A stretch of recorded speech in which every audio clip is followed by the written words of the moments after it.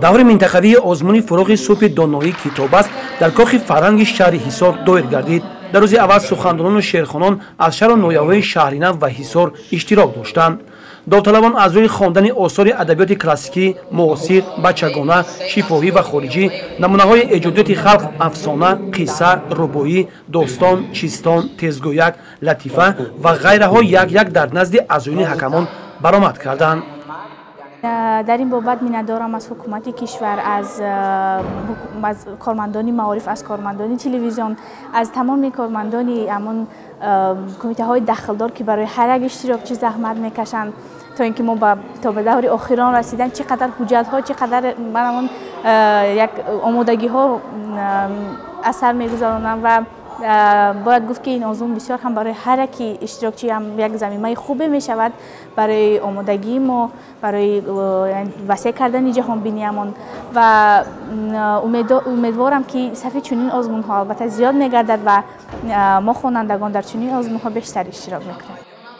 امروز در دور منطقوی آزمون فعالانه اشتراک کردم و آرزو دارم که در دور جمهوریوی آزمون غالب گردم و من میانه‌داری خود را به اساسگذار صلح و وحدت ملی، پیشوای ملت، پرزیدنت جمهوری تاجیکستان محترم امامعلی رحمان رساندنی و تشکر میگویم که به من خردسالان این آزمون ها را تشکیل کرده اند.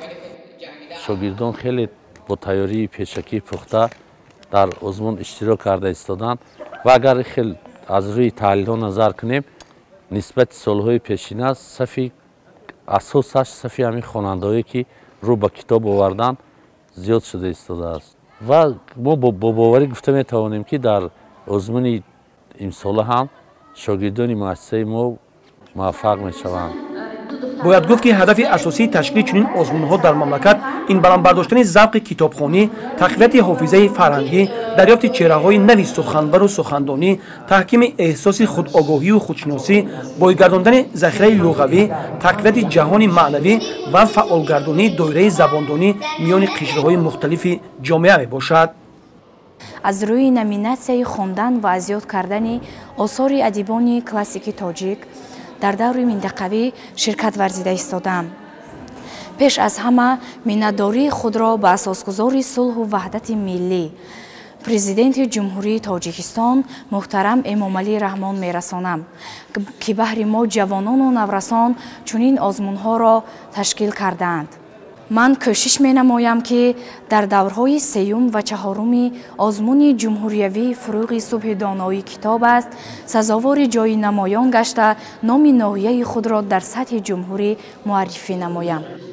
ман дар даври ноҳиявӣ ин озмун ҷои дуюмро сазовор гашта ба даври минтақавиро хат гирифтам ва ба ин даргоҳи фарҳанг, илму фарҳанг омадам, то ки маҳорату санъати худро нишон диҳам. ман миннатдории худро ба асосгузори сулҳу ваҳдати миллӣ, пешвои миллат, президенти ҷумҳурии тоҷикистон эмомалӣ раҳмон мерасонам ки барои мо ҷавонон ва хонандагон чунин озмуни ҷолибро ташкил намуд, то ин ки қадри китоб боз ҳам меҳри он дар мо зиёд гардад.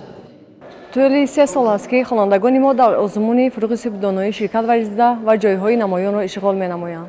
миннатдории худро ба асосгузори сулҳу ваҳдати миллӣ, пешвои миллат, президенти ҷумҳурии тоҷикистон мерасонам ки сафи китобдорону китобдӯстдорон боз ҳам дар ҷомеа бештару бештар ривоҷу равнақ ёфта истодааст. имрӯз хонандагони мо 5 нафар дар озмуни ноҳиявӣ ҷойҳои намоёнро ишғол намуда ва дар даври минтақавӣ роҳхат ёфтанд ва имрӯз ширкат меварзанд. ҳамин тавр ҳар як довталаб кӯшиш мекард ки бо маҳорати баланд шеъру суханҳои худро дар назди аъзои ҳакамон қироат намуданд. бояд гуфт ки рӯзи дуюми даври минтақавии озмуни фуруғи субҳи доноӣ бо иштироки довталабон аз шаҳри турсунзода ва ноҳияи рӯдакӣ баргузор хоҳад гашт. баъди иштироки довталабон дар даври минтақавии озмун беҳтаринҳо ба даври ҷумҳуриявӣ роҳхат мегиранд.